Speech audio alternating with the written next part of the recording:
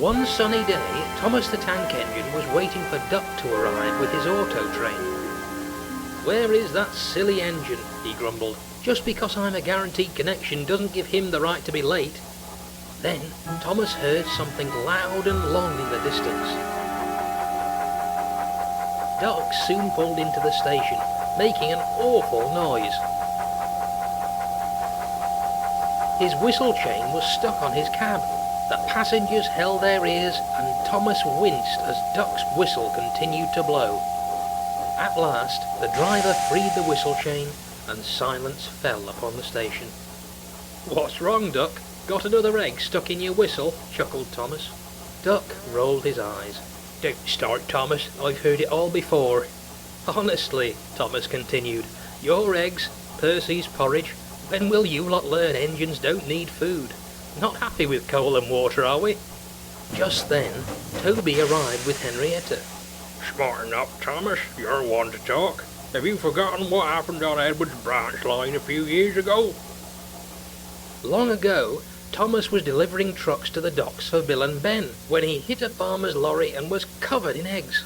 He did not like being reminded of the incident. "Pah!" puffed Thomas, and he puffed away with his passenger train.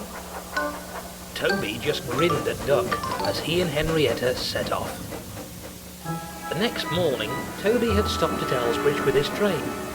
As Thomas pulled in with his passengers, he saw Toby's driver and fireman cooking bacon in his firebox for lunch.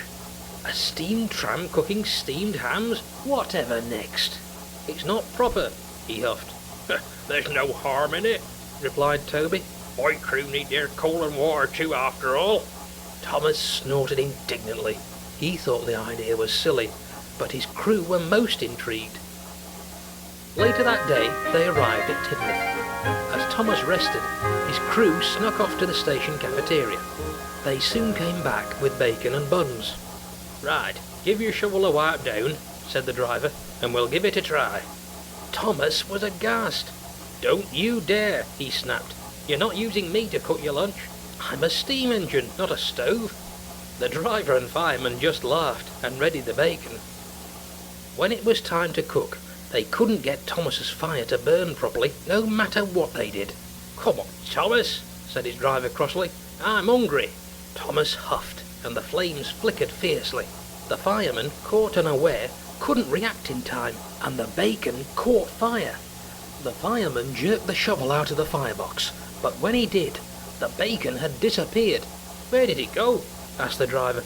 "Oh dear, it must have slid off the shovel," replied the fireman. "You get that bacon out of my firebox before...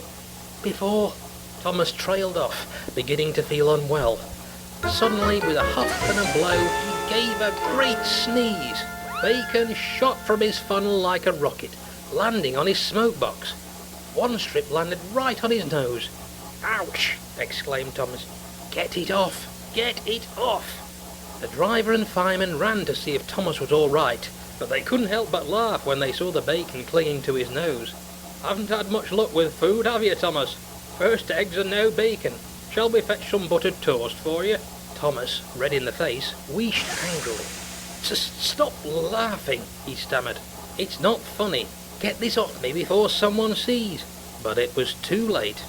Duck puffed into the station and saw everything. "Oh dear," he remarked. "Not content with coal and water, are we? Honestly, Thomas, when will you learn engines don't need food?" Thomas had no reply. He just looked at his buffers as Duck and the crews gave a hearty chuckle.